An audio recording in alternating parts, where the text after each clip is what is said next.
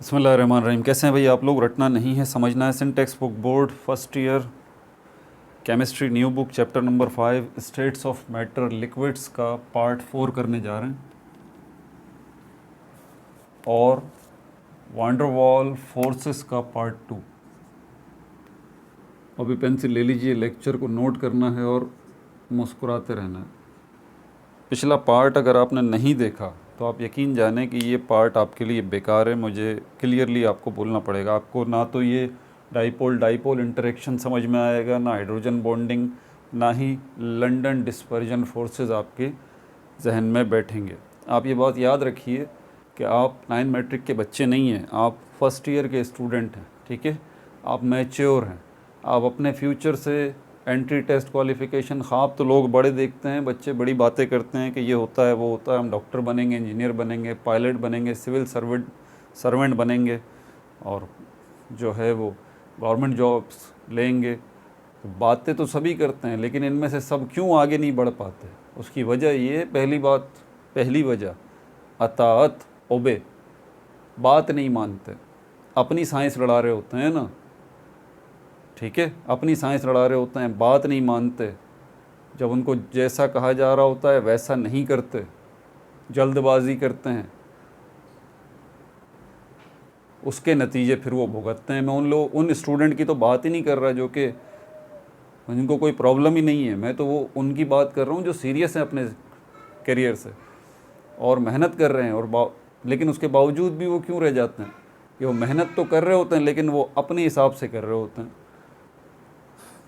आप इन चीज़ों को समझिए ज़रा, इन कॉन्सेप्ट्स को समझना आपके लिए ज़रूरी है। आपका एंट्री टेस्ट, आपकी गवर्नमेंट जॉब, आपका CSS, जो भी आप करना चाहते हैं, हर जगह पर ये आपको वीडियोस फ़ायदा देंगी। और ये वीडियो भी बेहद अहम है। ये जो पार्ट 2 है वांडरवाल फोर्सेस का, बेहद अहम है। इसके अंदर हम डाइपोल डाइपोल इंटरेक्शन को देख लेंगे। ठीक है, और इसमें मज़ीद कुछ चीज़ें बताऊंगा, लेकिन वो जो बताऊंगा नई चीज़ें वो तभी समझ में आएंगी जो पिछली वीडियोस जिन्होंने देखी होंगी, वरना कोई फ़ायदा नहीं है। बहरहाल पिछली वीडियो अगर आपने देखनी हो तो इसी वीडियो की डिस्क्रिप्शन के अंदर जो है वो आपको इनके पार्ट्स के लिंक्स मिल जाएंगे, वो देख लीजिए आप। इस बुक के पिछले चैप्टर्स की वीडियोस देखनी हो तो प्लेलिस्ट पे चले जाइए। ये जो आपको मैं नज़र आ रहा हूँ यूट्यूब की स्क्रीन पे, इसी के नीचे लोगो बना हुआ है, रटना नहीं समझना है का, उस पर क्लिक करें और जो है पेज खुल जाएगा एक नया, उस पर प्ले लिस्ट लिखा हुआ होगा। प्ले लिस्ट, इसके ऊपर आप क्लिक कर लें और उसके बाद प्ले लिस्ट जो है वो आपके सामने आ जाएंगी। 18-20 प्ले लिस्ट बनी हुई हैं जिन सब में वीडियोस मौजूद हैं। ठीक है, तो फर्स्ट ईयर केमिस्ट्री की प्ले लिस्ट जो है वो मौजूद है, उस पर क्लिक करें, पिछली सारी वीडियोस जो है वो आपके पास आ जाएंगी। चैप्टर नंबर 1 से लेके अब तक की बनी हुई चैप्टर नंबर 5 तक की वीडियोस। इसके अलावा पिछले सिलेबस की बुक्स जो हैं उनके ऊपर videos, 9 matric, old chemistry, complete videos बेहतरीन बनी हुई, वो देखना चाहते हैं तो प्लेलिस्ट उसकी भी मौजूद है। फ़िज़िक्स की वीडियोस ओल्ड बुक की देखना चाहते हैं तो उसकी भी प्लेलिस्ट मौजूद है। मैथमेटिक्स ओल्ड बुक की वीडियोस देखना चाहते हैं तो उसकी भी प्लेलिस्ट मौजूद है। आपकी बेसिक्स जो हैं मैथमेटिक्स की अच्छी नहीं है तो उसकी भी प्लेलिस्ट मौजूद है, वो देख लीजिए। बेसिक्स ऑफ मैथमेटिक्स की अपनी बेस स्ट्रॉन्ग कीजिए मैथ्स को लेके। केमिस्ट्री की बेस अगर स्ट्रॉन्ग नहीं है तो बेसिक्स ऑफ केमिस्ट्री की प्लेलिस्ट मौजूद है, वो देखिए, अपनी जो है वो बेस स्ट्रॉन्ग कीजिए केमिस्ट्री की। आपकी इंग्लिश अच्छी नहीं है तो बेसिक्स ऑफ इंग्लिश की प्लेलिस्ट मौजूद है, वो वीडियोस देखिए, अपनी इंग्लिश की बेस अच्छी कीजिए। और अगर मज़ीद आगे आपको टेंसेस वगैरह, एक्टिव वॉइस, पैसिव वॉइस, इन पे ग्रिप करनी है तो फिर एडवांस 1, इंग्लिश लैंग्वेज एडवांस 1 की भी प्लेलिस्ट मौजूद है, तो वो देख लीजिए आप। तो ये सारे मसले आपके इंशाल्लाह हल हो जाएंगे। पाकिस्तान स्टडी की प्लेलिस्ट मौजूद है। न्यू बुक मैट्रिक जो है सिंटेक्स बुक बोर्ड, वो पड़ी हुई है। पाकिस्तान स्टडी की वीडियो देख लीजिए। सेकंड चैप्टर अभी चल रहा है, मेकिंग ऑफ पाकिस्तान, उसका बहुत ज़रूरी है सब बच्चों के लिए ये सीरीज़ जो चल रही है पाकिस्तान स्टडी की। ठीक है, इसके अलावा biology, matric biology new book जो है वो, उसके 5 चैप्टर कंप्लीट उनकी वीडियोस जो है वो मौजूद हैं, उसकी भी प्लेलिस्ट बनी हुई है, देख लीजिए आप। अब आगे चलते हैं यहाँ पर। पिछली वीडियो के अंदर जो मैंने बातें की थी, आज हम डाइपोल डाइपोल इंटरेक्शन को देखेंगे कि ये है क्या। लेकिन इसको देखने से पहले वही आपको थोड़ा सा क्विक रिव्यू करना पड़ेगा। आप इस दुनिया से अगर साइड में हो गए ना तो फिर आपको प्रॉब्लम हो जाएगी। मैंने कहा ये हमारी अर्थ है, ठीक है, हमारी अर्थ, और इसके बाहर जो कुछ भी है वो कायनात का बाकी हिस्सा है। हमारी इस कायनात के अंदर ये अर्थ मौजूद है। अर्थ से बाहर निकलें, सूरज, चांद, सितारे, सैयारे, गैलेक्सीज़, नेबुलाज, पता नहीं क्या कुछ मौजूद है इस कायनात के अंदर, और मज़ीद डिस्कवर हो ही रहा है। ब्लैक होल्स, वर्म होल्स, पता नहीं क्या कुछ। लेकिन इन सब को हम एक नाम देते हैं चीज़, थिंग। और ये चीज़ें जो हैं, ठीक है, जिसमें अर्थ भी शामिल है, आप भी शामिल हैं, मैं भी शामिल हूँ, ये चीज़ें दो बुनियादी कैटेगरीज़ में डिवाइड हैं। या तो ये चीज़ें लिविंग हैं या ये चीज़ें नॉन लिविंग हैं। लिविंग थिंग्स हैं या फिर नॉन लिविंग थिंग्स हैं, ठीक है। उन्हीं में से फिर हमने जो है वो नॉन लिविंग थिंग्स के अंदर से पानी को लिया था और उसको हमने देखा था। लिविंग थिंग हो या नॉन लिविंग थिंग हो, सब पार्टिकल्स से ही मिलके बने हैं। मॉलिक्यूल जो है वो भी पार्टिकल हैं, एटम भी पार्टिकल हैं, इलेक्ट्रॉन, प्रोटॉन, न्यूट्रॉन ये भी पार्टिकल हैं, ठीक है। आइंस जो हैं ये भी पार्टिकल हैं। तो लिविंग थिंग्स हो या नॉन लिविंग थिंग्स हो, सबकी सब पार्टिकल्स से ही मिलके बनी है। अब उन्हीं चीज़ों में से एक चीज़ पानी को हमने लिया था और इसको देखा था कि ये कौन से पार्टिकल से मिलके बनी है। तो ये मॉलिक्यूल्स से मिलके बनी है, ठीक है। मॉलिक्यूल्स आगे किससे मिलके बने हैं? एटम्स से मिलके बने हैं। तीन तीन एटम का ग्रुप जो है ये आपस में मिला है। इसको हमने बुनियाद बना के हम आगे चले थे। ये बात मैंने तफसील से बताई थी। और यहाँ से फिर ये बात पता चली थी कि एटम मिले हैं, कंबाइन हुए हैं, तीन तीन एटम, HHO, HHO, HHO, दो हाइड्रोजन के एटम, एक ऑक्सीजन का एटम, ये मिले हैं आपस में इस तरह से। तो ढेर सारे ये ग्रुप बने हैं, H2O, H2O, H2O, H2O, और इसी एटम के ग्रुप को हम जो है वो मॉलिक्यूल कहते हैं, वाटर का मॉलिक्यूल। तो इसी तरह ये ढेर सारे वाटर के मॉलिक्यूल फिर आपस में मिले, तीन तीन के हिसाब से एटम मिले, मॉलिक्यूल बने, और फिर ये मॉलिक्यूल मिले और पानी बन गया। ये 3 स्टेप का सिस्टम ज़रा याद रखिएगा, ठीक है। अगर चाहें तो 4 स्टेप में कर लें कि इलेक्ट्रॉन, प्रोटॉन, न्यूट्रॉन मिले आपस में तो हाइड्रोजन और ऑक्सीजन के एटम बने, और दो हाइड्रोजन के एटम और एक ऑक्सीजन का एटम मिला, एक वाटर का मॉलिक्यूल बना, और इसी तरह बहुत सारे वाटर के मॉलिक्यूल बने, और फिर ये बहुत सारे वाटर के मॉलिक्यूल आपस में मिले तो पानी बना। तो पानी तक का सफ़र जो है ये वाटर कैसे बना? मॉलिक्यूल्स से मिलके बना। मॉलिक्यूल कैसे बने? एटम्स से मिलके बने। ये 3 स्टेप जो है वो आप याद रखें, क्योंकि इसी के अंदर सारा का सारा राज जो है वो छुपा हुआ है। अब यहाँ पर हम, कोई पूछता है आपसे पानी किससे मिलके बना, आप कहेंगे वाटर के मॉलिक्यूल से। वाटर के मॉलिक्यूल किससे मिलके बने? हाइड्रोजन, दो हाइड्रोजन और एक ऑक्सीजन के एटम से मिलके ये वाटर के सारे मॉलिक्यूल्स बने हैं।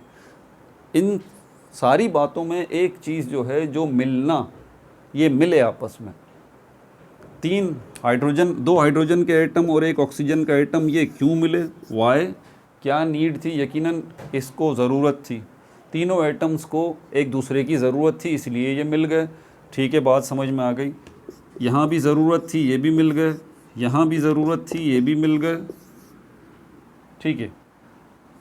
अब ये 3 एटम मिल गए, 3 एटम मिल गए, 3 एटम मिल गए, ज़रूरत थी। अगली ज़रूरत एक और आ रही है, ठीक है। ये भी मिल गए, H2O, H2O, H2O, ये भी आपस में मिल गए, जुड़ गए। अब यहाँ पर इनके मिलने को, मेरी बात ज़रा ध्यान से सुनिएगा, इनके मिलने को, यहाँ पर इनके मिलने को, कंबाइन होने को, इनके कंबाइन होने के पीछे एक वजह, रीज़न, बहुत अहम चीज़ बता रहा हूँ, जहन नशीन कर लें। इसके पीछे रीज़न जो है, इसके पीछे एक तो नीड हो सकता है कि इनको ज़रूरत है, एटम्स को आपस में ज़रूरत है, ठीक है।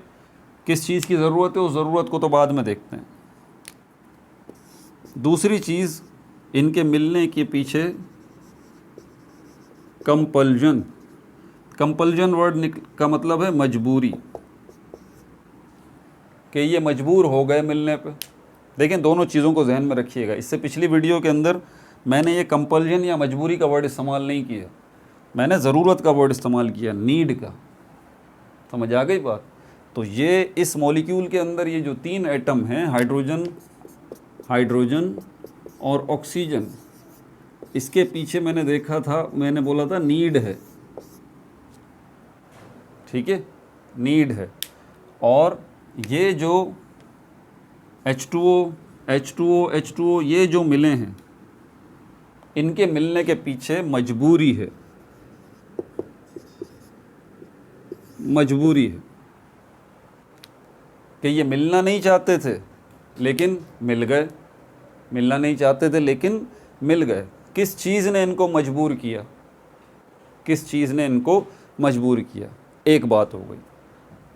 दूसरी बात कि जब ये मिल गए, अब इसको हम देखते हैं धीरे धीरे। H2O के अंदर हम हाइड्रोजन, हाइड्रोजन, ऑक्सीजन को देखते हैं कि इनका मिलना, इनको ज़रूरत थी, इनको नीड थी कंबाइन होने की, ठीक है भाई। 3 एटम एक जगह पे जमा हुए हैं, मजबूरी थी कंबाइन होने की, कंबाइन हो गए।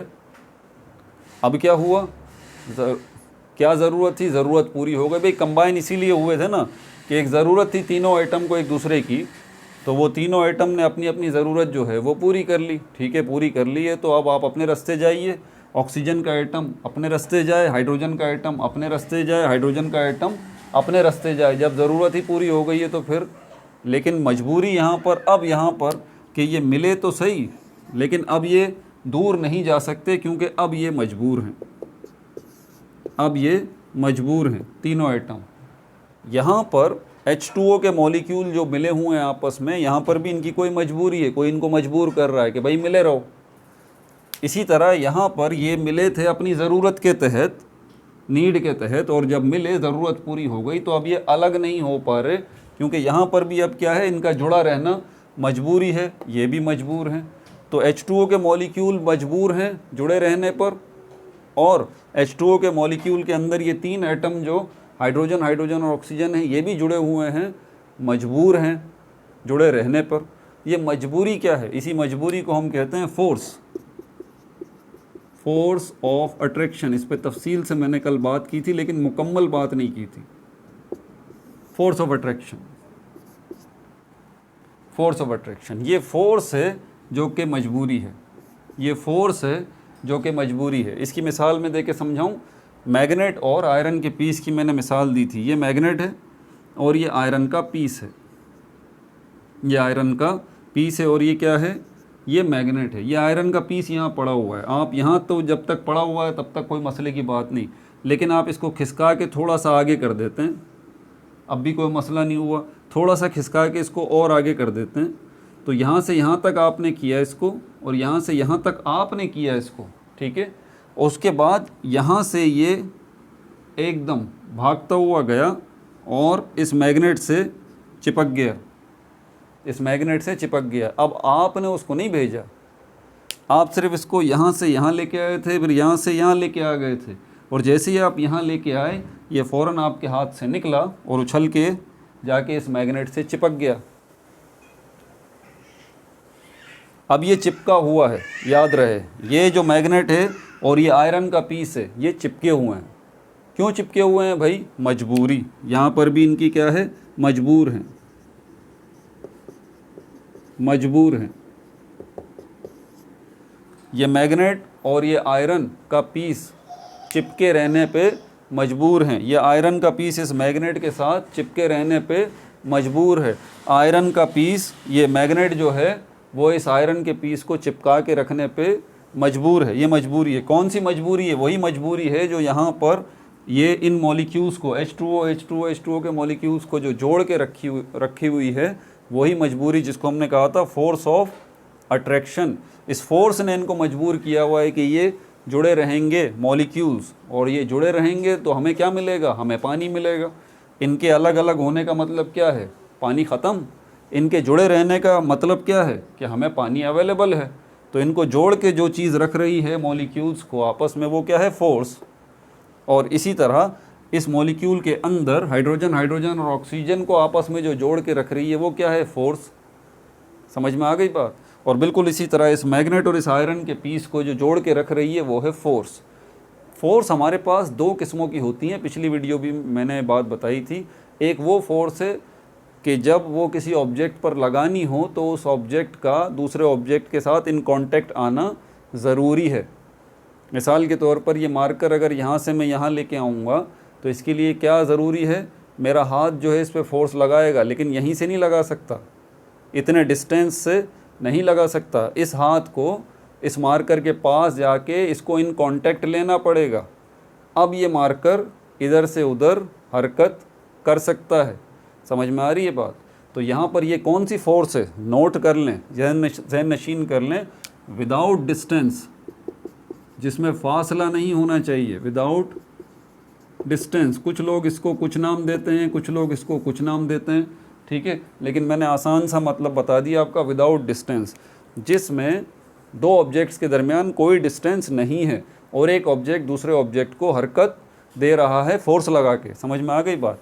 लेकिन यहाँ पर जो हमने देखा, ये आयरन का पीस यहाँ से यहाँ तक आया और यहाँ से यहाँ तक आया, तो ये तो क्या हुआ, कौन लेके आ रहा था, हाथ, मेरा हाथ लेके आ रहा था।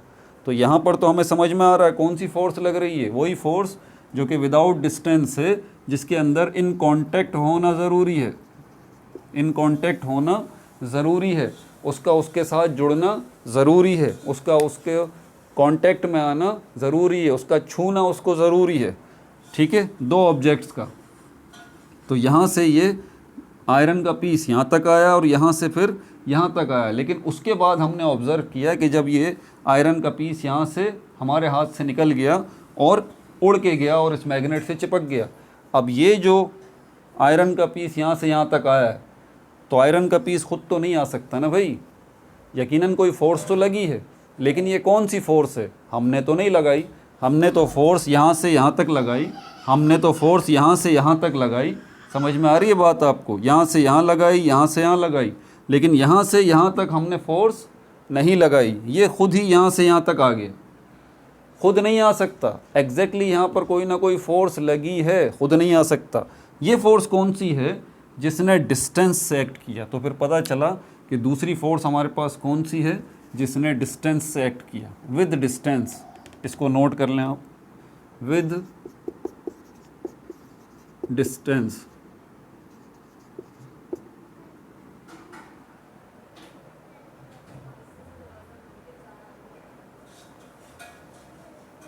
तो जो डिस्टेंस से एक्ट कर रही है, जो डिस्टेंस से एक्ट कर रही है, जो फासले से एक्ट कर रही है, और यही जो फोर्स है जो कि डिस्टेंस से एक्ट कर रही है इस मैग्नेट की, इसी को हम कहते हैं फोर्स ऑफ अट्रैक्शन।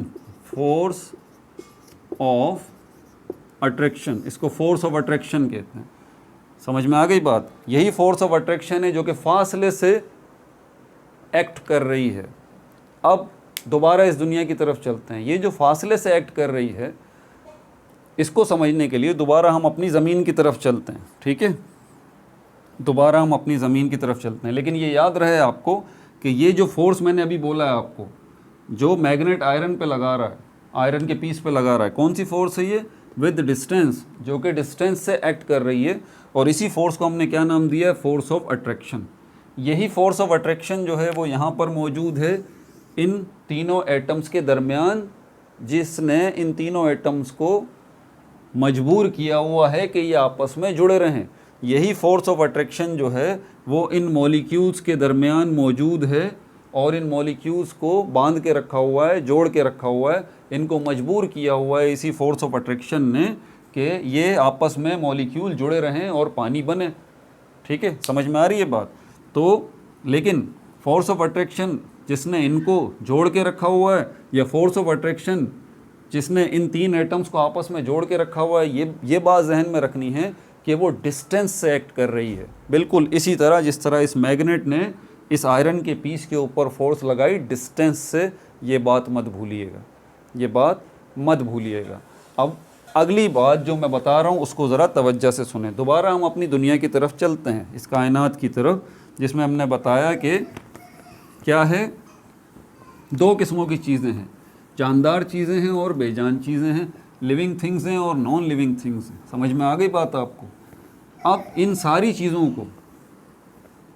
चीज़ों को जो कि हमारी कायनात में बिखरी हुई हैं, हमारी ज़मीन पर चाँद, सूरज, सितारे, सैयारे, ये सारी की सारी चीज़ें, ये थिंग्स, इनको हम दोबारा दो कैटेगरीज़ में डिवाइड करते हैं। इनको दोबारा हम दो कैटेगरीज़ में डिवाइड करते हैं। कुछ ऑब्जेक्ट्स ऐसे हैं, कुछ थिंग्स ऐसी हैं जो कि मैक्रो ऑब्जेक्ट्स हैं, मैक्रो ऑब्जेक्ट्स, और कुछ ऑब्जेक्ट्स ऐसे हैं जो कि माइक्रो ऑब्जेक्ट्स हैं।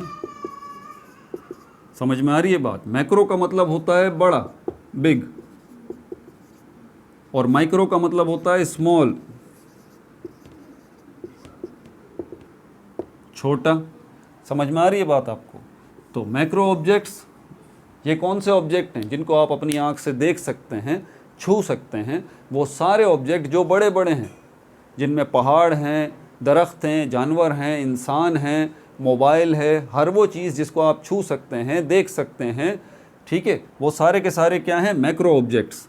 और वो ऑब्जेक्ट्स जो कि बहुत ज़्यादा छोटे हैं, जिनको आप अपनी आँख से नहीं देख सकते, आपको उनको देखने के लिए, छूना तो दूर की बात है ना, टच करना तो दूर की बात है, पकड़ना तो दूर की बात है, जब देख ही नहीं सकते तो पकड़ेंगे कैसे?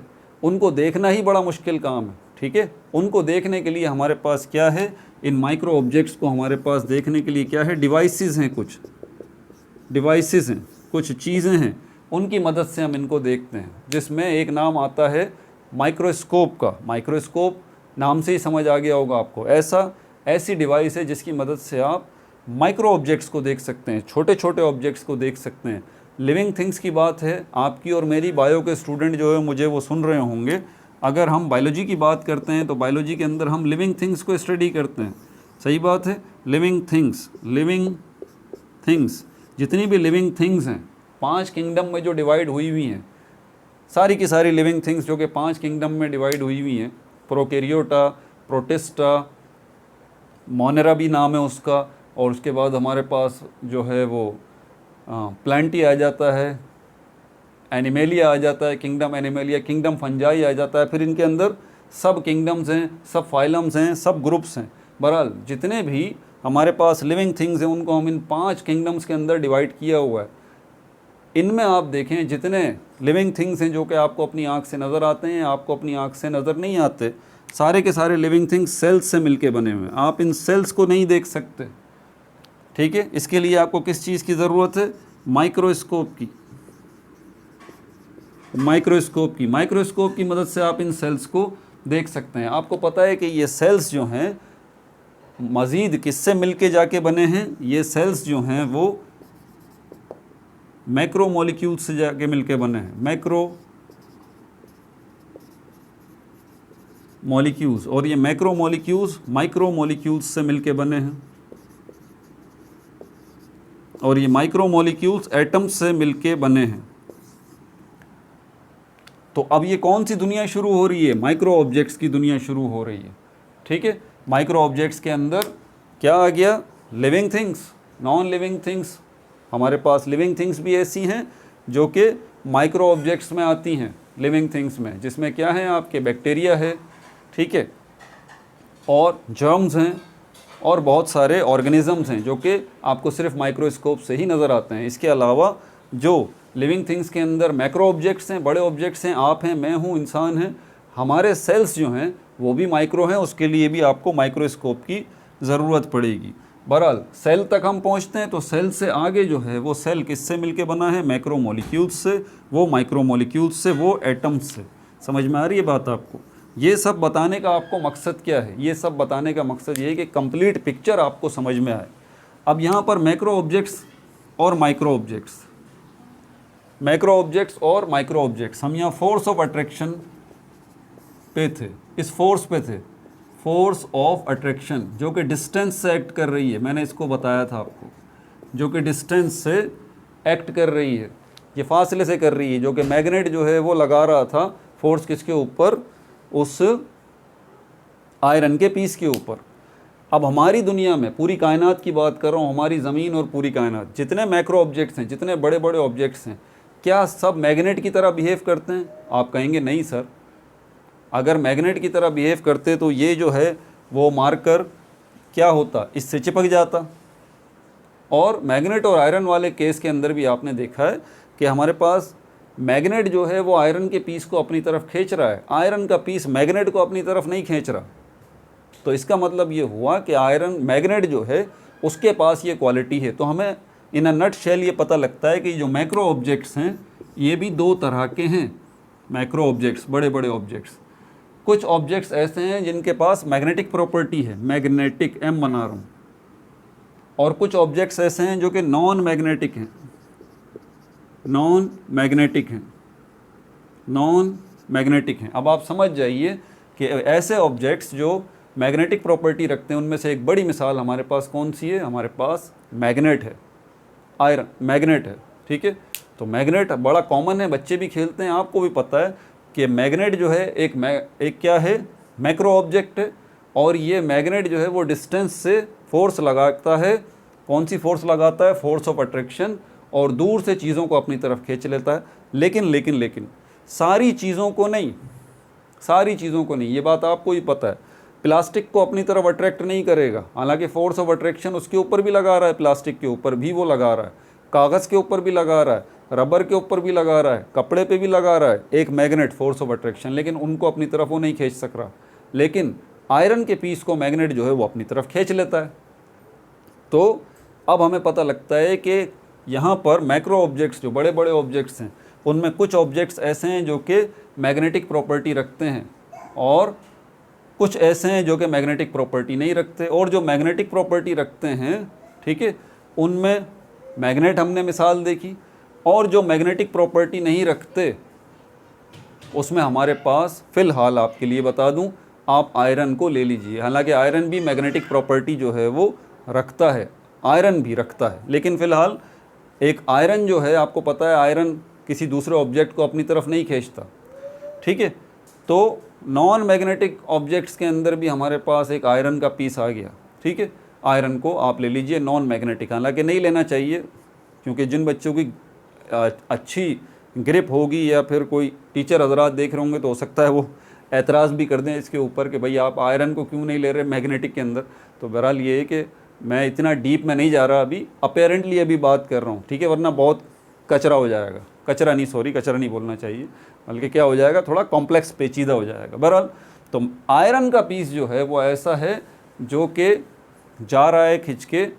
तो सारे नॉन मैग्नेटिक ऑब्जेक्ट्स ऐसे नहीं हैं, ठीक है, जो कि मैग्नेट की तरफ चले जाएं खिंच के, बल्कि कुछ नॉन मैग्नेटिक ऑब्जेक्ट्स ऐसे हैं जो कि मैग्नेट की तरफ जाते हैं। समझ में आ गई बात आपको?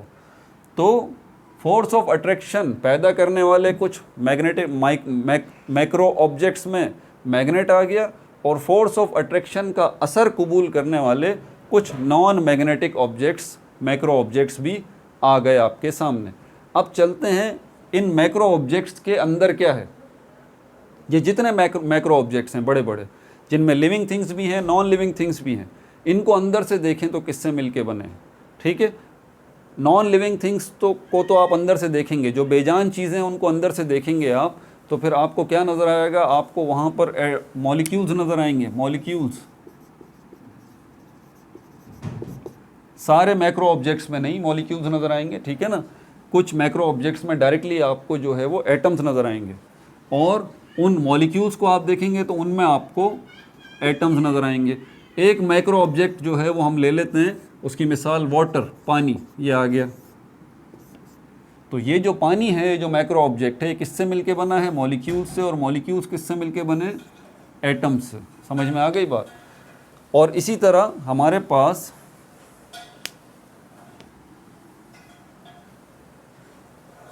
ये जो माइक्रो ऑब्जेक्ट्स हैं, सॉरी, जितने भी मैक्रो ऑब्जेक्ट्स हैं, जिसमें से मैंने एक मिसाल जो है वो पानी की ली थी, ठीक है ना, ये नॉन लिविंग थिंग्स में आता है, नॉन लिविंग थिंग्स में आता है। और लिविंग थिंग्स के अंदर भी जो है वो हमारे पास ऑब्जेक्ट्स किससे मिलके बने हैं? लिविंग ऑब्जेक्ट्स आप हैं, मैं हूँ, हम सेल्स से मिलके बने।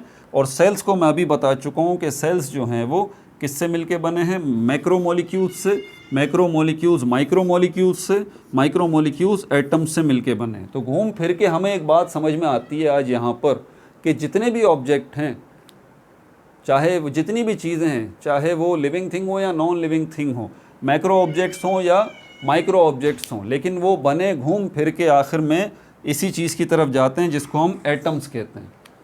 अब एक एटम जो है क्या वो मैग्नेटिक हो सकता है? क्या एक मॉलिक्यूल जो है क्या वो मैग्नेटिक हो सकता है? आप इस बात को ज़रा मेरी ध्यान से सुनिएगा जी। मैं इस मैग्नेट की बात करता हूँ, मैं कहता हूँ कि ये मैग्नेट जो है वो डिस्टेंस से फोर्स लगा रहा है, फोर्स ऑफ अट्रैक्शन ये मैग्नेट लगा रहा है और आयरन के पीस को अपनी तरफ खींच रहा है। ये बात आपको समझ में आ जाती है, आप बोलते हैं ओके सर बिल्कुल समझ में आ गई।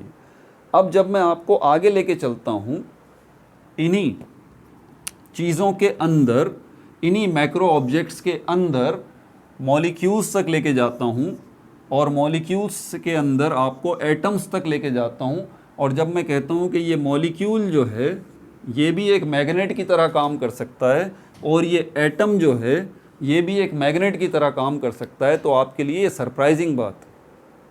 आप हैरान होंगे इस बात को सुन के कि सर क्या एक मॉलिक्यूल जो कि सिर्फ सिंपली एक जो है वो एटम का ग्रुप है, जैसे कि H2O ये है, H2O ये है, तो ये H2O तो एक मॉलिक्यूल है, क्या ये एक बिल्कुल जो है वो मैग्नेट की तरह बिहेव कर सकता है? बिल्कुल कर सकता है। क्या इसके अंदर जो हाइड्रोजन ऑक्सीजन, तो ये 3 एटम जो हैं, तो क्या ये एटम जो है ये भी मैग्नेट की तरह बिहेव कर सकते हैं? बिल्कुल कर सकते हैं।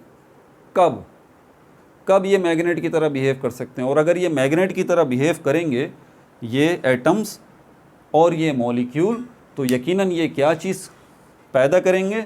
ये फोर्स ऑफ अट्रैक्शन क्रिएट करेंगे, ये फोर्स ऑफ अट्रैक्शन क्रिएट करेंगे। और उस फोर्स ऑफ अट्रैक्शन से क्या होगा? फोर्स लगेगी डिस्टेंस से, जैसे कि मैग्नेट लगा रहा था उस आयरन के पीस के ऊपर, वो आयरन का पीस जो है वो खिंचा चला जा रहा था उस मैग्नेट के पास और जाके चिपक रहा था। ध्यान से सुनिएगा मेरी बात को, ठीक है, ध्यान से सुनिएगा। तो यहाँ पर अब क्या ये हाइड्रोजन का एटम एक मैग्नेट की तरह बिहेव कर सकता है? बिल्कुल कर सकता है। क्या ये भी कर सकता है? बिल्कुल कर सकता है। क्या ये ऑक्सीजन का एटम भी कर सकता है? बिल्कुल भी कर सकता है। और क्या ये पूरा का पूरा मॉलिक्यूल एक मैग्नेट की तरह बिहेव कर सकता है? बिल्कुल कर सकता है। और जब ये करेंगे तो यकीनन ये फोर्स ऑफ अट्रैक्शन लगाएंगे, और वो फोर्स ऑफ अट्रैक्शन किसी ऑब्जेक्ट पर लगेगी। किस पर लगेगी? क्या बड़े ऑब्जेक्ट पर लगेगी? मैक्रो ऑब्जेक्ट्स के ऊपर नहीं, मैक्रो ऑब्जेक्ट्स की बात नहीं हो रही। अब हम माइक्रो ऑब्जेक्ट्स के अंदर आ चुके हैं। अब हम इन मैक्रो ऑब्जेक्ट्स को देख रहे हैं कि ये किससे मिलके बने? मॉलिक्यूल्स से और एटम्स से, ठीक है। तो यहाँ पर अगर ये फोर्स लगाएंगे एटम्स मैग्नेट की तरह फोर्स ऑफ अट्रैक्शन लगाएंगे, और जब ये मॉलिक्यूल फोर्स ऑफ अट्रैक्शन लगाएंगे तो ये यकीनन एटम्स के ऊपर ही फोर्स ऑफ अट्रैक्शन लगाएंगे, या ये मॉलिक्यूल जो हैं ये भी फोर्स ऑफ अट्रैक्शन लगाएंगे तो मॉलिक्यूल के ऊपर ही लगाएंगे या किसी एटम पे लगाएंगे, ठीक है। उसका नतीजा क्या निकलेगा? उसका नतीजा ये निकलेगा जब ये एटम फोर्स ऑफ अट्रैक्शन किसी दूसरे एटम पे लगाएगा तो वो एटम उसकी तरफ खिंचा चला जाएगा, ठीक है। इसी तरह ये ऑक्सीजन का एटम किसी दूसरे एटम पर फोर्स ऑफ अट्रैक्शन लगाएगा तो वो दूसरा एटम इस ऑक्सीजन के एटम की तरफ खिंचा चला जाएगा और चिपक जाएगा, बिल्कुल इसी तरह जिस तरह उस मैग्नेट से आयरन का पीस चिपक गया था। समझ में आ गई बात?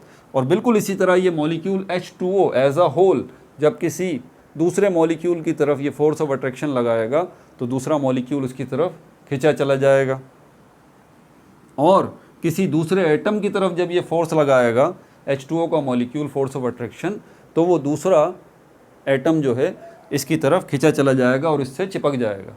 आपने केमिकल बॉन्ड ही सुना है ना, आप केमिकल बॉन्ड की दुनिया से बाहर निकलिए। अब ज़रा आपको इन फोर्सेस की तरफ आना होगा। ये बहुत ही आसान है, नॉर्मली सभी कह सकते हैं। केमिकल बॉन्ड क्या है? फोर्स ऑफ अट्रैक्शन है। कितनी किस्मों की होती है? 2 किस्मों की होती है, आयोनिक बॉन्ड और कोवलेंट बॉन्ड। आयोनिक बॉन्ड में क्या होता है? जब 2 एटम एक दूसरे से इलेक्ट्रॉन का लेन देन करते हैं। और कोवलेंट बॉन्ड क्या होता है? जिसके अंदर 2 एटम आपस में इलेक्ट्रॉन्स का शेयर करते हैं। ये तो रटी रटाई सारी दास्तान आपको पता है, लेकिन एक्चुअली हो क्या रहा है अंदर? एक्चुअली अंदर हो क्या रहा है जिसको हम केमिकल बॉन्ड कह रहे हैं कि जब ये इलेक्ट्रॉन का लेन देन हो गया और जब ये इलेक्ट्रॉन्स की शेयरिंग हो गई 2 एटम्स के दरमियान, तो उसका नतीजा क्या निकला? उसका नतीजा निकला केमिकल बॉन्ड, यानी कि फोर्स ऑफ अट्रैक्शन। और उससे क्या हुआ? वो एटम आपस में जुड़ गए, वो एटम आपस में जुड़ गए। तो यहाँ पर हमने क्लियरली इस चीज़ को ऑब्जर्व किया है कि H2O, हाइड्रोजन, हाइड्रोजन और ऑक्सीजन, तीन एटम जो हैं एक दूसरे के ऊपर फोर्स ऑफ अट्रैक्शन लगा रहे हैं। तो उसके पीछे बुनियादी वजह क्या है? इलेक्ट्रॉन्स। क्या है? इलेक्ट्रॉन्स। इसके इलेक्ट्रॉन, इसके इलेक्ट्रॉन, इसके इलेक्ट्रॉन, यही सुना है ना आपने। ये पूरी बात नहीं है, ये पूरी बात नहीं है, ये पूरी बात जी। आप आगे पूरी बात सुनिए। सिर्फ इलेक्ट्रॉन ही नहीं, सिर्फ इलेक्ट्रॉन्स ही नहीं है कि जिनका तबादला हुआ है या जिनकी शेयरिंग हुई है। नो डाउट इलेक्ट्रॉन्स की शेयरिंग तो हुई है, इसमें कोई शक नहीं है कि इलेक्ट्रॉन्स की शेयरिंग हुई है।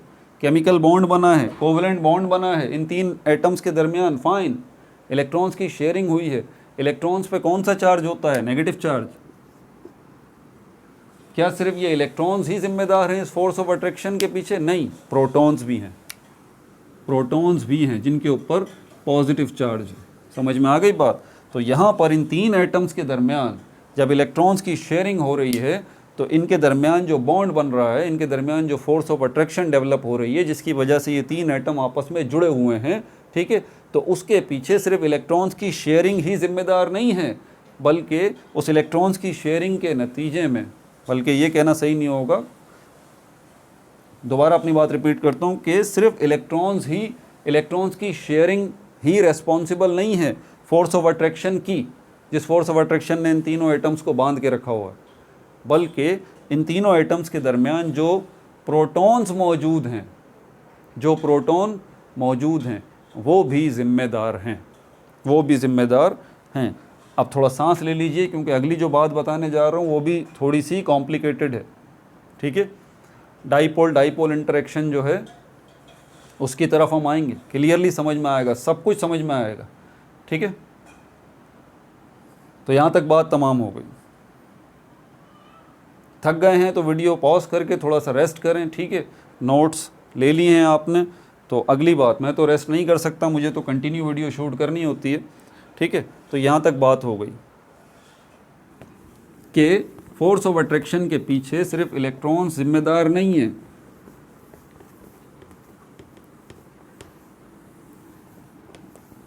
बल्कि प्रोटॉन्स भी जिम्मेदार। अब ज़रा यूनिवर्सल कॉन्सेप्ट समझ लीजिए। अल्लाह ताला की जो कायनात है ना, पूरी की पूरी कायनात, ज़मीन, चाँद, सितारे, सैयारे, ठीक है, सारे के सारे एटम्स से मिलके बने हुए हैं और सब चीज़ों के एटम्स के अंदर प्रोटॉन और इलेक्ट्रॉन मौजूद हैं। ये जो इलेक्ट्रॉन है इसके ऊपर नेगेटिव चार्ज होता है और प्रोटॉन जो है इसके ऊपर पॉजिटिव चार्ज होता है। ये चार्ज क्या होता है? ये चार्ज क्या होता है? ये प्रॉपर्टी है, खुसूसियत है। Property means quality, quality. मैंने अभी आपको बताया कि मैक्रो ऑब्जेक्ट्स भी हैं, बड़े ऑब्जेक्ट्स भी हैं और माइक्रो ऑब्जेक्ट्स भी हैं, छोटे ऑब्जेक्ट्स भी हैं। तो जो बड़े ऑब्जेक्ट्स हैं उनके पास भी चार्ज होता है जी। बड़े मैक्रो ऑब्जेक्ट्स में हमारे पास मैग्नेट है, उसके पास भी चार्ज है। छोटे ऑब्जेक्ट्स में हमारे पास पार्टिकल्स हैं, उनके पास भी चार्ज है, उनके पास भी चार्ज है। तो ये जो क्वालिटी और चार्ज क्या है? प्रॉपर्टी है, क्वालिटी है। किन की? मैक्रो ऑब्जेक्ट्स की और माइक्रो ऑब्जेक्ट्स की, यानी कि पार्टिकल्स की। ये उनके पास एक क्वालिटी है। अब ये चार्ज जो इनके पास ये क्वालिटी है, ये जो प्रॉपर्टी है, इससे होता क्या है? इससे होता क्या है? आपको आम ज़िंदगी में एक मिसाल देके समझा देता हूँ। आम ज़िंदगी में एक इंसान है, ह्यूमन बीइंग, ठीक है। ये क्या है? बुरा इंसान है, बैड ह्यूमन बीइंग। दूसरा इंसान है, ये क्या है? गुड, अच्छा इंसान है। दोनों इंसान। आप वजह क्या है? आप इसको अच्छा इंसान, इसको बुरा इंसान क्यों कह रहे हैं भाई? इसके कामों की वजह से, इसके कामों की वजह से कि ये बुरे काम करता है, ये नुकसान पहुंचाता है, इसलिए ये इंसान बुरा है। ये इंसान अच्छा है क्योंकि इसके काम जो है वो अच्छे हैं। ये इंसान जो है वो दूसरों का ख्याल रखता है, मोहब्बत से बात करता है, ठीक है। तो ये दो किस्म के इंसान हो गए। अब मुझे बताइए कि एक ग्राउंड के अंदर ये दो किस्म के इंसान जो है वो खड़े हुए हों, ये ग्राउंड है, ठीक है। ये दो किस्म के इंसान जो है यहाँ खड़े हुए हैं, एक यहाँ खड़ा हुआ है, ये जो अच्छा इंसान है, और ये जो है वो बुरा इंसान है। इसको हम कह लेते हैं जी, गुड। गुड के लिए मैंने जी ले लिया, बैड के लिए मैंने बी ले लिया। तो यहाँ पर ये गुड ह्यूमन बीइंग यहाँ पर खड़ा है, बैड ह्यूमन बीइंग यहाँ पर खड़ा है। आप यहाँ पर मौजूद हैं ढेर की सूरत में, आप यहाँ पर मौजूद हैं ढेर की सूरत में। आप मुझे बताइए आप किस साइड पे जाना चाहेंगे, आप किस साइड पे जाना चाहेंगे। हमारी आम जिंदगी के अंदर हम अच्छाई और बुराई को पॉजिटिव और नेगेटिव भी कहते हैं ना, याद, पॉजिटिव नेगेटिव, इसको हम कहते हैं मस्बत सोच रखने वाले। मस्बत का मतलब यही होता है पॉजिटिव, उर्दू में पॉजिटिव को मस्बत कहते हैं, यानी कि पॉजिटिव थिंकिंग, अच्छी सोच। और उसके बाद हमारे पास नेगेटिव थिंकिंग आ जाती है, मनफी सोच आ जाती है, इसको मनफी कहते हैं उर्दू में। समझ में आ गई बात। तो यहाँ पर ये पॉजिटिव और ये नेगेटिव। आप मेरी बात को ज़रा ध्यान से सुनिएगा। आप यहाँ पर ढेर की सूरत में मौजूद हैं, ठीक है। आपको पता लगता है यहाँ पर अच्छा इंसान खड़ा है, यहाँ पे बुरा इंसान खड़ा है। अब क्या करना चाहिए, आप क्या करेंगे। आपको पता है आप ख़ुद ब खुद जो है वो, अगर तो आप अच्छे इंसान हैं, आप चाहते हैं कि आप जो है वो अपनी ज़िंदगी को संवार लें और अच्छी ज़िंदगी गुजारें, आप तो फिर आप क्या करते हैं, आप फ़ौरन यहाँ आ जाते हैं। ये जो अच्छा इंसान है इसके पास पहुँच जाएंगे, और जो बुरे इंसान है वो यहाँ पर चले जाएंगे।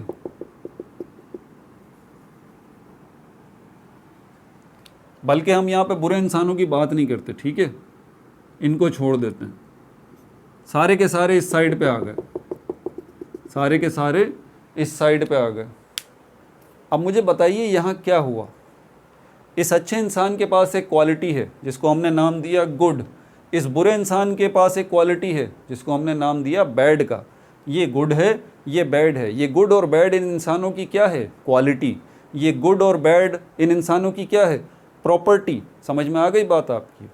और क्या नतीजा निकल रहा है इस प्रॉपर्टी का, इस क्वालिटी का, जिसको हम गुड और बैड कह रहे हैं। इसका नतीजा ये निकल रहा है कि इंसान जो है वो उस शख्स की तरफ अट्रैक्ट हो रहे हैं, जा रहे हैं जो गुड है, अच्छा है। लेकिन इसके साथ साथ आप ये भी जहन में रखिए कि यही इंसान इस बुरे इंसान से दूर भी जा रहे हैं। यही तो वो मेन चीज़ है जिसको आपको समझनी है कि यही इंसान इस बुरे इंसान से दूर भी जा रहे हैं, इसके नज़दीक आ रहे हैं और इससे दूर जा रहे हैं। यानी कि बैक वक्त आपको यहाँ पर दोनों प्रॉपर्टीज़ इन एक्शन नज़र आती है। और इसी प्रॉपर्टी को तो हम चार्ज कहते हैं। ये हमारे पास पॉजिटिव चार्ज है, ये हमारे पास नेगेटिव चार्ज है।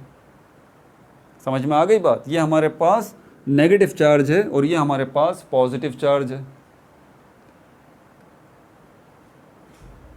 तो चार्ज क्या है, प्रॉपर्टी, क्वालिटी। किसके पास है ये, बड़े ऑब्जेक्ट्स के पास भी है जैसे कि हमने मैग्नेट देखा, और छोटे ऑब्जेक्ट्स के पास भी है जिनमें हमारे पास पार्टिकल आ जाते हैं, जैसे कि हमारे पास एटम आ जाते हैं और मॉलिक्यूल आ जाते हैं। एटम आ जाते हैं और मॉलिक्यूल आ जाते हैं। एटम, मॉलिक्यूल, इनके पास भी ये प्रॉपर्टी मौजूद है चार्ज की, ठीक है।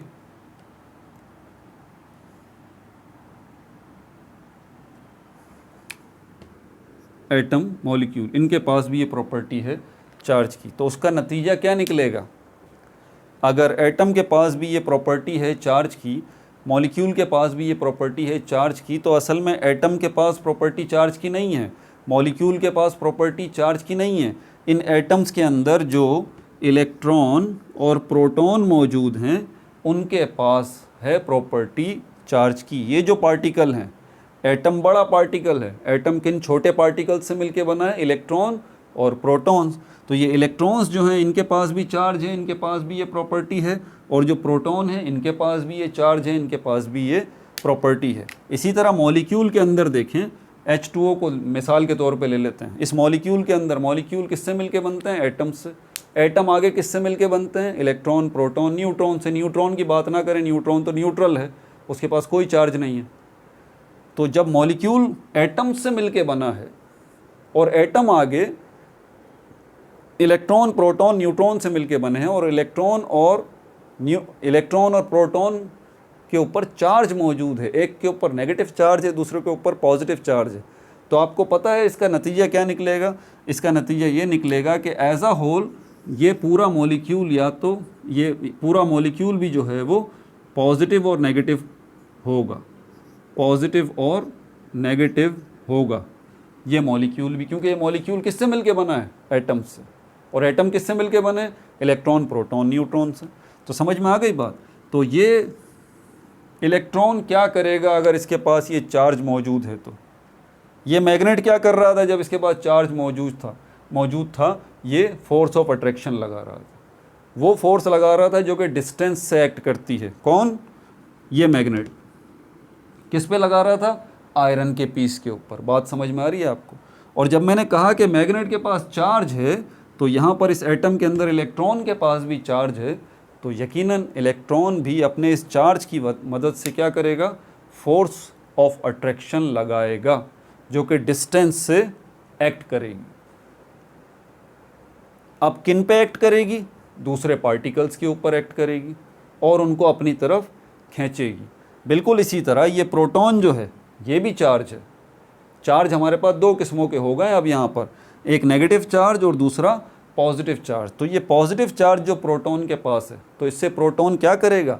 अपनी इस प्रॉपर्टी, अपनी इस क्वालिटी की मदद से, जो चार्ज इसके पास मौजूद है, पॉजिटिव चार्ज जो मौजूद है, इससे ये प्रोटॉन क्या करेगा? ये भी फोर्स ऑफ अट्रैक्शन लगाएगा। और इसके नतीजे में क्या होगा? फोर्स ऑफ अट्रैक्शन किस पे लगाएगा? दूसरे पार्टिकल्स पे लगाएगा और उनको अपनी तरफ खींचने की कोशिश करेगा कि ये इसकी तरफ खिंच के चले आएँ। अब ज़रा आप बात सुनिएगा, पूरी कायनात के अंदर पॉजिटिव नेगेटिव की तरफ अट्रैक्ट होता है, यानी कि फोर्स ऑफ अट्रैक्शन लगाता है। तो ये इलेक्ट्रॉन जो है वो प्रोटॉन पे फोर्स ऑफ अट्रैक्शन लगाएगा और प्रोटॉन जो है वो इलेक्ट्रॉन पे फोर्स ऑफ अट्रैक्शन लगाएगा, क्योंकि ये दोनों एक दूसरे के पास आना चाहते हैं। कैसे? ठीक है, ये नेगेटिव पॉजिटिव को अपनी तरफ अट्रैक्ट करने की कोशिश करेगा और पॉजिटिव नेगेटिव को अपनी तरफ अट्रैक्ट करने की कोशिश करेगा। ये बात ज़हन नशीन कर लीजिए। अब एक एटम के अंदर एक ही इलेक्ट्रॉन थोड़ी ना होता भाई। एक एटम के अंदर एक ही प्रोटॉन थोड़ी ना होता। और जब मॉलिक्यूल की बात आए तो यहाँ पर तो मॉलिक्यूल होता ही ग्रुप ऑफ एटम है।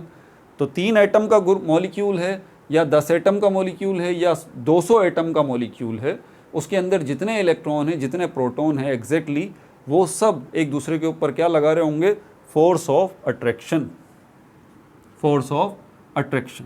अब यहाँ पर इसकी मैग्नीट्यूड को अगर हम देखते हैं तो मैग्नीट्यूड ऑफ चार्ज, मैग्नीट्यूड का मतलब है मिकदार। मैग्नीट्यूड का मतलब है मिकदार। ध्यान से बात सुनिएगा। मैग्नीट्यूड ऑफ चार्ज,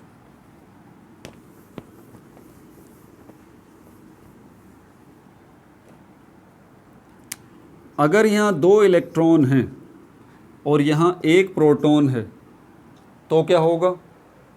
अब मुझे बताइए, ये 2 इलेक्ट्रॉन जो है वो इस 1 प्रोटॉन को अपनी तरफ खींचने की कोशिश करेंगे। ऐसे ही होगा ना भाई, क्योंकि ये 2 इलेक्ट्रॉन है, यहाँ पर मैग्नीट्यूड ऑफ चार्ज की मिकदार नेगेटिव चार्ज ज़्यादा है, जबकि 1 प्रोटॉन है। अगर प्रोटॉन जो है वो 3 हैं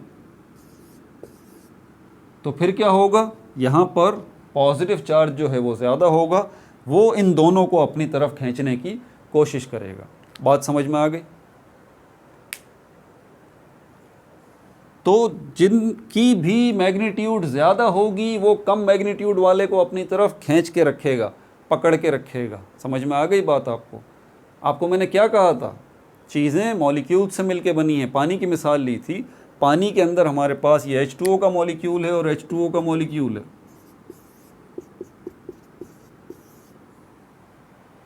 ठीक है, तो ये दोनों मॉलिक्यूल्स भी एक दूसरे से जुड़े हुए हैं।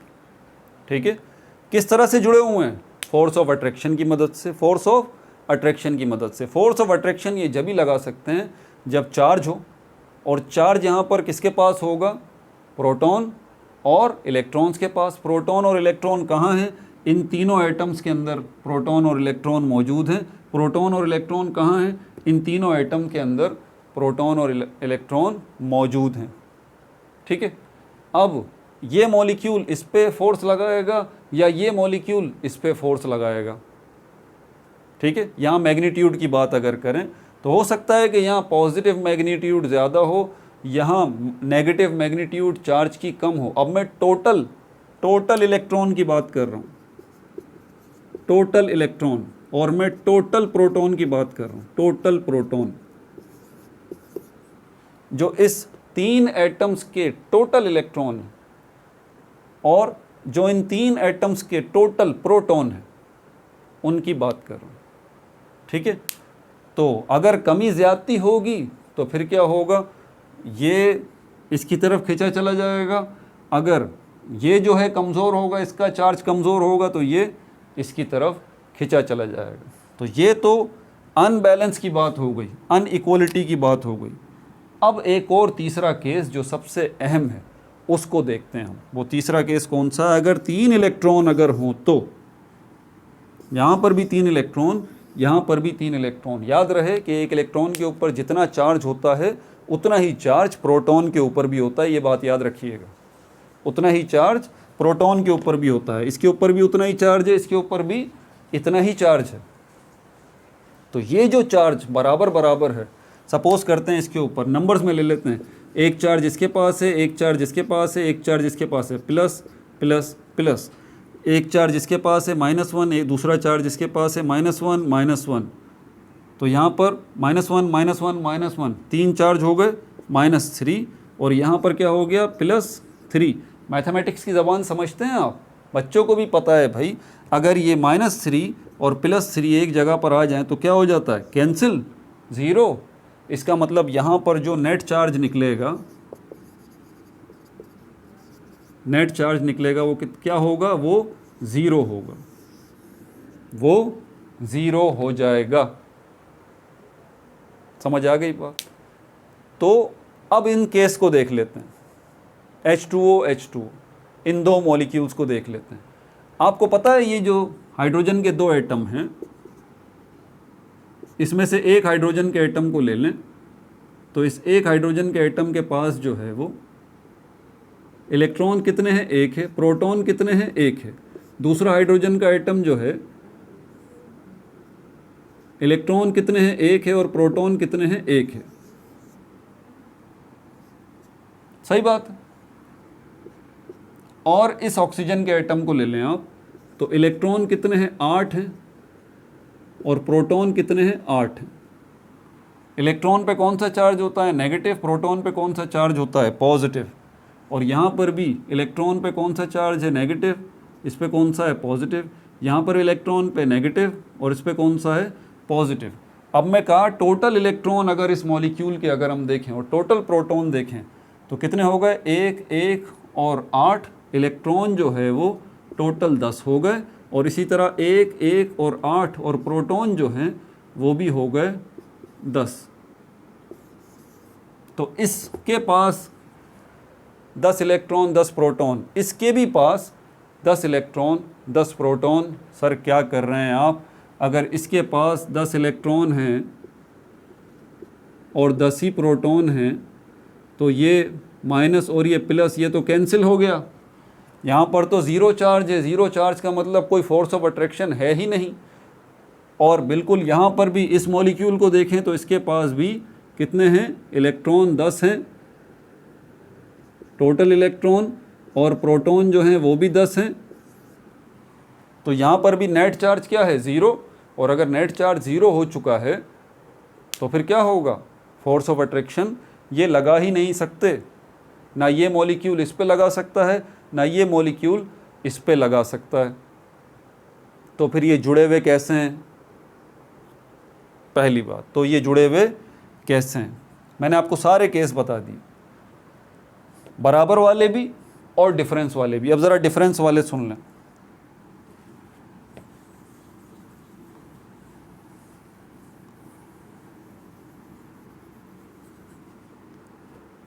अगर ये वाला केस हो जाए तो ये क्या है +2 और ये खिंच के किसकी तरफ जाएगा, इलेक्ट्रॉन्स की तरफ। ठीक है, ये प्रोटॉन्स वाला पोर्शन इसकी तरफ जाएगा, किसकी तरफ, इलेक्ट्रॉन्स वाले पोर्शन की तरफ। और अगर ये वाला केस हो जाए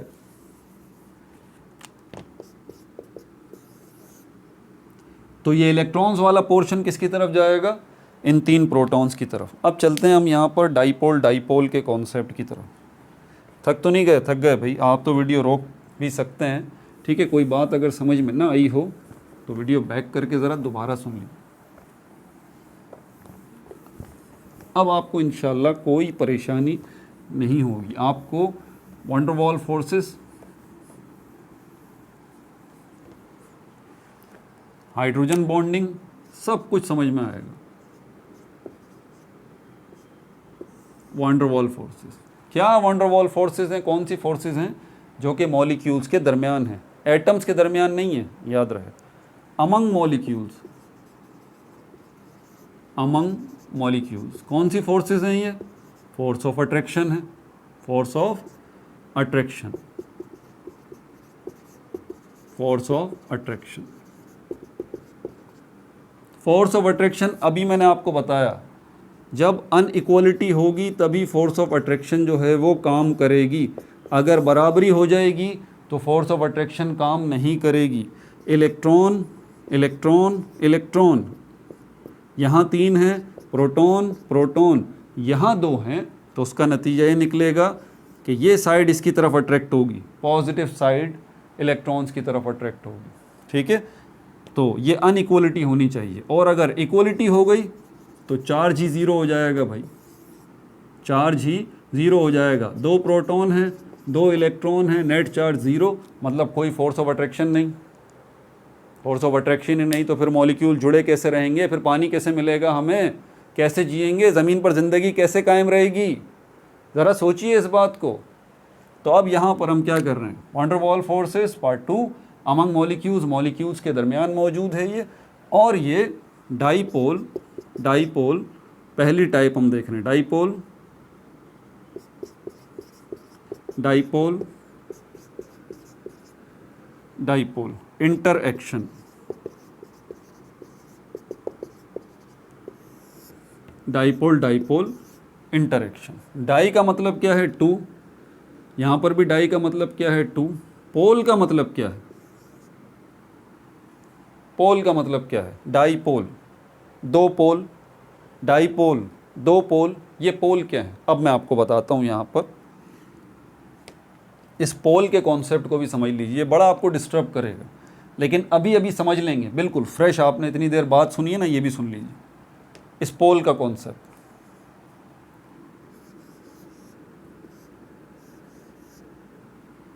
ये एक इलाका है, हाँ मैग्नेट की बात कर लेते हैं। मैग्नेट बड़ी अच्छी मिसाल है हमारे पास, दोबारा आपको अभी समझ में आ जाएगा। ये मैग्नेट है, ये आयरन का पीस यहाँ पड़ा हुआ है, यहाँ से उठा के आपने यहाँ किया, यहाँ से उठा के आपने यहाँ किया। जैसे ही यहाँ किया ये फ़ौरन उछल के यहाँ पर आ गया। यहाँ से क्यों नहीं डायरेक्ट उछल के मैग्नेट की तरफ गया, यहाँ से क्यों नहीं डायरेक्ट उछल के मैग्नेट की तरफ गया, यहाँ से क्यों डायरेक्ट उछल के मैग्नेट की तरफ गया। इसका मतलब ये हुआ।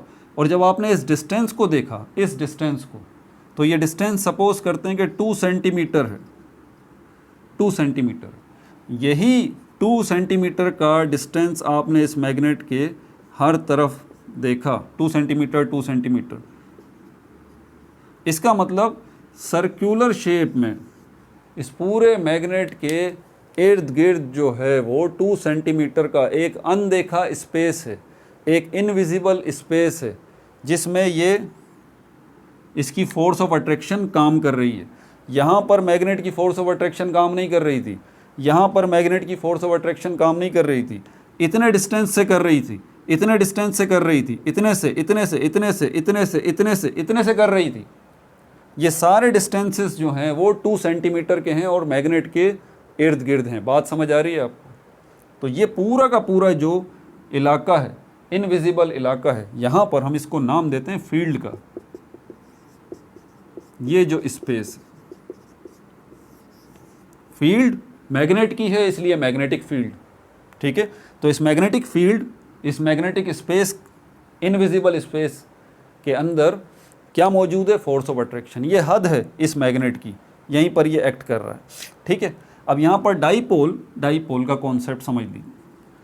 सपोज करें कि ये एक एटम है, ये एक एटम है, न्यूट्रल एटम। यहाँ पर कितने इलेक्ट्रॉन हैं? 1 इलेक्ट्रॉन, 2 इलेक्ट्रॉन, 3 इलेक्ट्रॉन, 4 इलेक्ट्रॉन, ठीक है। कितने प्रोटॉन हैं? 1 प्रोटॉन, 2 प्रोटॉन, तीसरा प्रोटॉन, चौथा प्रोटॉन। अब सपोज करते हैं कि ये एक इलेक्ट्रॉन अगर यहाँ से निकल जाता है, किसी दूसरे एटम के पास चला जाता है या शेयर हो जाता है, दोनों सूरतें हो जाती हैं, ट्रांसफ़र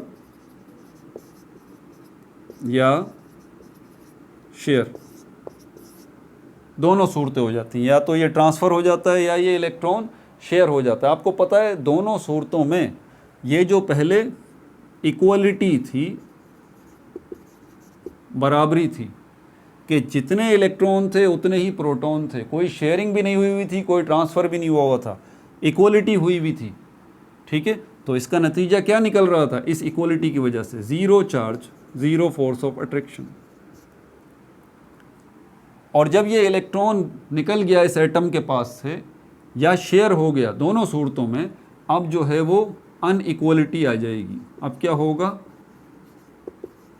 अनइक्वलिटी आ जाएगी।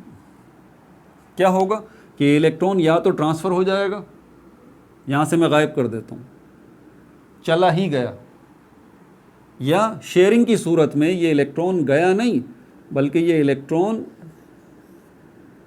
दूर आ गया, अपने एटम से थोड़ा दूर हो गया, है उसके पास ही अभी भी लेकिन उससे दूर हो चुका है। अब यहाँ पर मुझे बताइए, ये जो पूरा एटम है, इस एटम की ग्रिप जो है वो इस इलेक्ट्रॉन, इस इलेक्ट्रॉन, इस इलेक्ट्रॉन पर तो है, लेकिन इस इलेक्ट्रॉन पे जो कि दूर हो चुका है शेयरिंग की वजह से, उसके ऊपर इतनी ग्रिप नहीं है उसकी, ठीक है। और ओवरऑल इसका नतीजा क्या निकलेगा? इस दूरी की वजह से या इलेक्ट्रॉन के ट्रांसफ़र की ही वजह से नतीजा क्या निकलेगा? जो पहले इक्वलिटी थी ना, उसके नतीजे में ज़ीरो चार्ज था और नो फोर्स ऑफ अट्रैक्शन, कोई फोर्स ऑफ अट्रैक्शन नहीं थी। अब अनइक्वलिटी की वजह से चार्ज हो गया है ये एटम। और पता है कौन सा चार्ज हो गया है? सोच के बताइए। ये एटम जो है वो पॉजिटिव चार्ज हो गया है, पूरा का पूरा एटम क्या हो गया है? पॉजिटिव चार्ज हो गया है, ठीक है। और ये जो दो इलाके हैं, ये जो दो इलाके हैं, ये पॉजिटिव इलाका है, ये नेगेटिव इलाका है। आप यहाँ पर कह सकते हैं कि सर यहाँ पर अभी भी नेगेटिविटी तो मौजूद है, नेगेटिव चार्ज तो अभी भी मौजूद है, लेकिन नेगेटिव चार्ज जो है उसकी ताकत में कमी आ गई है भाई। नेगेटिव चार्ज जो है वो बेचारा हल्का पड़ गया है, पॉजिटिव चार्ज जो है वो अभी भी भारी है। तो इसीलिए पूरा का पूरा एटम जो है, अब ये पहले क्या था? ये पूरा का पूरा एटम न्यूट्रल था, अब ये पूरा का पूरा एटम क्या हो गया है? चार्ज्ड हो गया, चार्ज्ड हो गया। तो हमें बात समझ में आती है, मैग्नेट के अंदर भी एग्जैक्टली यही बात होगी। मैग्नेट को अगर हम चार्ज कह रहे हैं तो वहाँ पर भी यही सिस्टम होगा कि इलेक्ट्रॉन और प्रोटॉन जो है वो सिमट गए होंगे, अलग अलग हो गए होंगे, उनमें अनइक्वलिटी आ गई होगी, एग्जैक्टली, ठीक है। और यहाँ पर ये एटम जो है वो चार्ज हुआ है, तो इसके अंदर भी क्या हुआ है? अनइक्वलिटी आ गई है, और उसके नतीजा क्या निकला है कि ये एटम क्या हो गया? चार्ज हो गया। और कौन सा चार्ज इसके ऊपर आया है? Positive charge. अब दूसरे एटम को देख लें आप, दूसरे एटम को देख लें। Electron, electron, electron, electron, electron, electron, proton, proton, proton, proton, proton, proton, positive, negative. क्योंकि 6 हैं, यहाँ पर भी 6 हैं, क्या हो रहा है? इक्वल हैं, इसलिए यहाँ पर क्या होगा? No charge, zero charge. तो ये एटम जो है वो क्या होगा? एज अ होल न्यूट्रल होगा, ठीक है। लेकिन अगर यहाँ पर अब एक इलेक्ट्रॉन निकल जाता है तो उसके नतीजे में ये पोजीशन होगी। अब कोई दूसरा, जैसे कि इसी केस से हमने देखा था, अब शेयर वाला कॉन्सेप्ट ख़त्म करके ज़रा अब हम इस इलेक्ट्रॉन को निकाल ही देते हैं, इसके पास से इस इलेक्ट्रॉन को निकाल ही देते हैं। और ये इलेक्ट्रॉन निकल गया इस एटम के पास से और किसके पास आ गया, यहाँ आ गया इस एटम के पास, ये आ गया। अब आप बताइए पहले क्या पोजीशन थी, इस इलेक्ट्रॉन के आने से पहले इक्वलिटी थी, जितना पॉजिटिव चार्ज था उतना ही नेगेटिव चार्ज था, दोनों पॉजिटिव नेगेटिव एक दूसरे को कैंसिल कर रहे थे और ये एटम जो है एज अ होल न्यूट्रल था, एज अ होल न्यूट्रल था। लेकिन अब इसकी न्यूट्रलिटी डिस्टर्ब हो गई है, एक इलेक्ट्रॉन जो यहाँ पर आ गया, अब इलेक्ट्रॉन हो गए 7 इलेक्ट्रॉन हो गए और प्रोटॉन कितने हैं, 6 हैं। तो इस पूरे के पूरे एटम के ऊपर नेगेटिव चार्ज आ जाएगा, इसके ऊपर पॉजिटिव चार्ज आ जाएगा और जब नेगेटिव और पॉजिटिव चार्जेस इसके ऊपर आएंगे दो एटम्स के ऊपर, तो उसका नतीजा पता है क्या निकलेगा, दोनों एटम जो हैं, दोनों एटम, ये मैंने आपको बताया था ना कि पॉजिटिव नेगेटिव की तरफ अट्रैक्ट होगा, नेगेटिव पॉजिटिव की तरफ, तो ये दोनों एटम जो हैं वो एक दूसरे की तरफ अट्रैक्ट होंगे, दोनों के दोनों एटम, ठीक है। ये जो एटम है इसके पास जाएगा, ये एटम जो है इसके पास जाएगा, क्योंकि पॉजिटिव नेगेटिव को अट्रैक्ट करता है और नेगेटिव पॉजिटिव को अट्रैक्ट करता है। और ये जो इलाका है नेगेटिव इलाका, इसको हम कहेंगे पोल, ठीक है। जो इजाफा हुआ है नेगेटिविटी में, ठीक है, जो स्पेस क्रिएट हुआ है, नेगेटिव स्पेस जो क्रिएट हुआ है इस एटम में, जो इलाका बन गया है नेगेटिव इलाका इस इलेक्ट्रॉन के आने की वजह से, जो स्पेस नेगेटिव स्पेस जो बना है उसको हम पोल कहेंगे, ठीक है।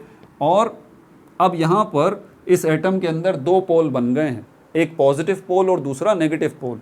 पॉजिटिव पोल जो है वो ये होगा, ये भी पॉजिटिव पोल, और ये कौन सा है, ये नेगेटिव पोल है, ये देखें, ये पॉजिटिव पोल और ये नेगेटिव पोल। लेकिन आप क्लियरली देख सकते हैं कि पॉजिटिव पोल, पॉजिटिव इलाका, पॉजिटिव स्पेस जो है वो छोटा है और नेगेटिव स्पेस जो है वो बड़ा है।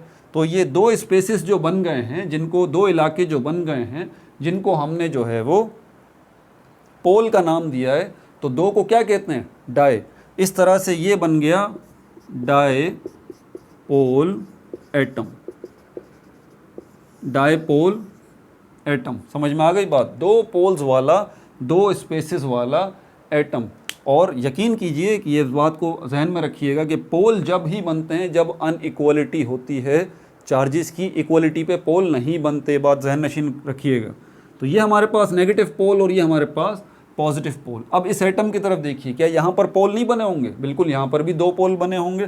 क्यों, क्योंकि जब एक इलेक्ट्रॉन यहाँ से चला गया 3 इलेक्ट्रॉन है और यहाँ पर जो है वो 4 प्रोटॉन है, तो उसका नतीजा क्या निकलेगा, इस पूरे के पूरे एटम में 2 पोल बन जाएंगे, एक पॉजिटिव पोल और दूसरा नेगेटिव पोल। ये अलग बात है कि पॉजिटिव पोल जो है वो बड़ा होगा और नेगेटिव पोल जो है वो छोटा होगा।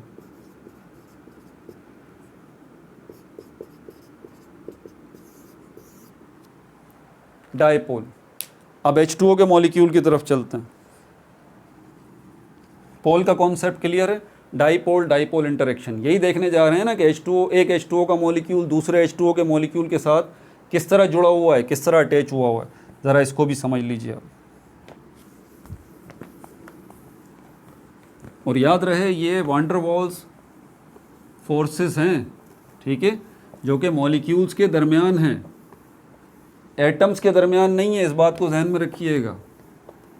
वान डेर वाल फोर्सेस या वान डेर वाल फोर्सेस, इनको हम सेकेंडरी फोर्सेस भी कहते हैं, इनको जो है वो हम फिज़िकल बॉन्ड्स भी कहते हैं। 4-5 नाम हैं इनके, मैंने कल भी बताए थे, ठीक है। और इनको हम inter molecular force of attraction भी कहते हैं, वान डेर वाल फोर्सेस भी कहते हैं और सेकेंडरी फोर्सेस भी कहते हैं। और हम इनको जो है वो फिज़िकल बॉन्ड भी कहते हैं।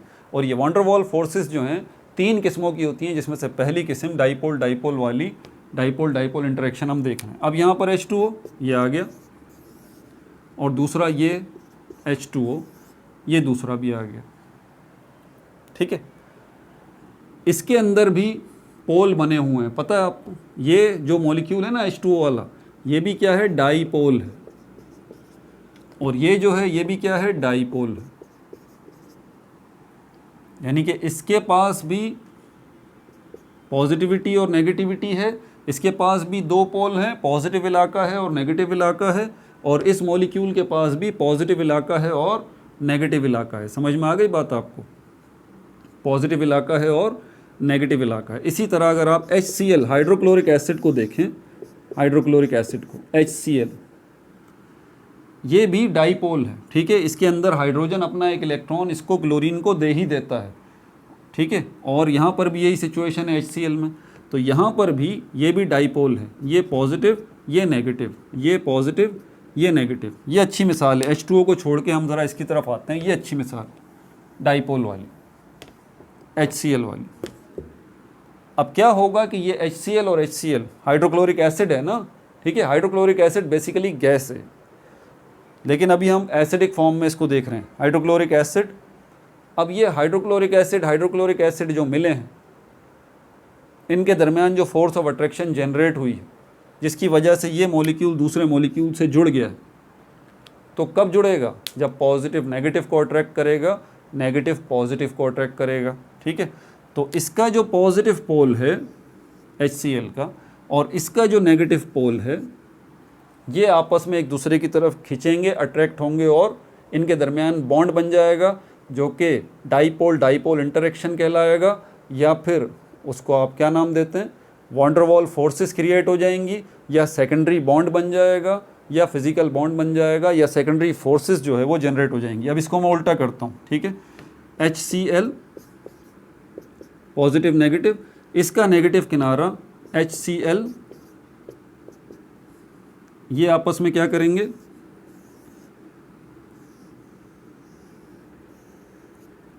ये बॉन्ड बनेगा इनके दरमियान। तो ये क्या है, HCl और HCl दो मॉलिक्यूल हैं। तो ये दो मॉलिक्यूल आपस में जुड़ जाएंगे, इनके दरमियान जो, इसीलिए इसको कहा जाता है डाईपोल डाईपोल इंटरेक्शन। डाईपोल एक मॉलिक्यूल का, डाईपोल दूसरे मॉलिक्यूल का जो है वो आपस में क्या हो रहा है, इंटरेक्ट हो रहा है। वो आपस में क्या हो रहा है, अट्रैक्ट हो रहा है। वो आपस में क्या हो रहा है, जुड़ रहा है, कंबाइन हो रहा है, ठीक है। इसी तरह यहाँ पर HCl, यहाँ पर HCl आएगा, लेकिन कौन सा, ये HCl पॉजिटिव नेगेटिव, ये जुड़ गए आपस में। और इसी तरह यहाँ पर ये HCl एक और मॉलिक्यूल आ गया, ये पॉजिटिव नेगेटिव, ये आपस में जुड़ गए। इसी तरह HCl एक और आ गया, ये पॉजिटिव पोल ये नेगेटिव पोल, और ये दोनों आपस में जुड़ गए। इस तरह ये ढेर सारे हाइड्रोक्लोरिक एसिड के जो मॉलिक्यूल हैं ये आपस में जुड़ेंगे, तो उसके नतीजे में क्या बनेगा, हाइड्रोक्लोरिक एसिड बनेगा, ठीक है भाई। काफ़ी तवील बात हो गई है इसके ऊपर। ये पिक्चर भी देख सकते हैं आप पेज नंबर 106 के ऊपर, इस पे जो लिखा हुआ है उसको भी मैं तफसील बता देता हूँ ताकि कोई भी चीज़ हमारी छूट ना जाए, ठीक है। The electrostatic force of attraction between the positive end of one molecule, एक मॉलिक्यूल का पॉजिटिव एंड, एंड मतलब किनारा, positive and negative and, positive and negative and.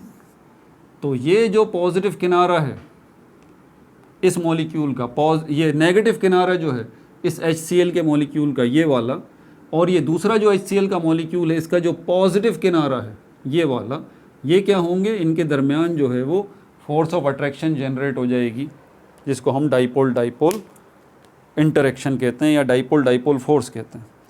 The electrostatic force of attraction, उसी फोर्स ऑफ अट्रैक्शन को, अब electrostatic word को भी समझ लीजिए। इलेक्ट्रोस्टैटिक फोर्स जब भी आए तो आप समझ जाइए फोर्स ऑफ अट्रैक्शन ही है ये, लेकिन किससे मुताल्लिक है, ये पार्टिकल्स से मुताल्लिक। जब भी पार्टिकल्स से मुताल्लिक फोर्स ऑफ अट्रैक्शन की बात होती है तो इसको हम इलेक्ट्रोस्टैटिक फोर्स ऑफ अट्रैक्शन कहते हैं, ठीक है भाई। क्यों? क्योंकि एक ही जगह पर पार्टिकल्स रुके हुए हों।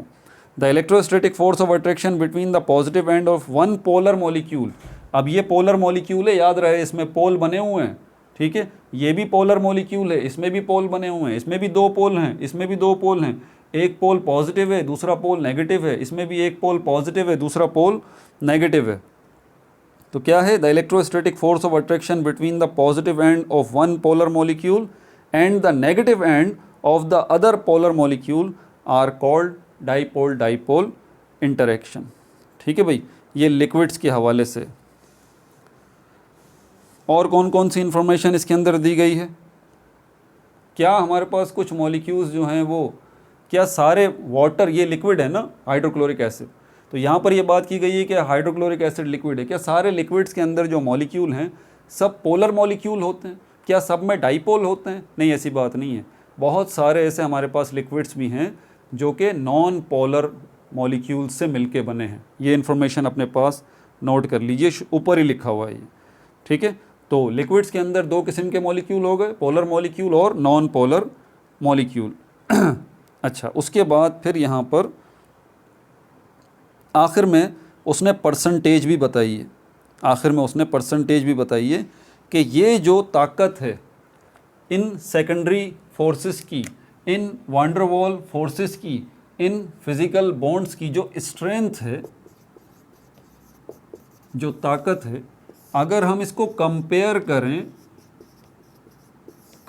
करें उस फोर्स ऑफ अट्रैक्शन या बॉन्ड से जो कि विद इन मॉलिक्यूल है, विद इन मॉलिक्यूल है, जैसे कि H और O, हाइड्रोजन हाइड्रोजन और ऑक्सीजन के दरमियान, ठीक है, जिसको हम क्या कहते हैं, कोवलेंट बॉन्ड। तो अगर कोवलेंट बॉन्ड से कंपेयर किया जाए, क्योंकि कोवलेंट बॉन्ड जो है ये भी फोर्स ऑफ अट्रैक्शन है ना, यहाँ पर भी इसकी ताकत है, तो बोल रहे हैं कि ये जो स्ट्रेंथ है इसकी, डाइपोल डाइपोल इंटरेक्शन की जो स्ट्रेंथ है, ताकत है, वो अगर कंपैरिजन करें तो सिर्फ 1% बनता है, 1% ऑफ कोवलेंट बॉन्ड।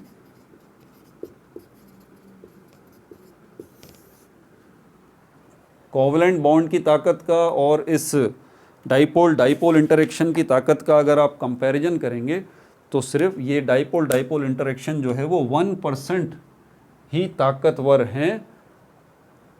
किन के मुकाबले में? कोवलेंट बॉन्ड के मुकाबले में। कोवलेंट बॉन्ड बहुत ज़्यादा स्ट्रॉन्ग बॉन्ड होता है जो कि एटम्स के दरमियान होता है, मॉलिक्यूल के अंदर। अपना बहुत ज़्यादा ख्याल रखिएगा। ये पार्ट 4 हो चुका, वान डेर वाल फोर्सेस पार्ट 1 और डाइपोल डाइपोल इंटरेक्शन हमने कर लिया। आगे हम हाइड्रोजन बॉन्डिंग जो है उसको डिस्कस करेंगे।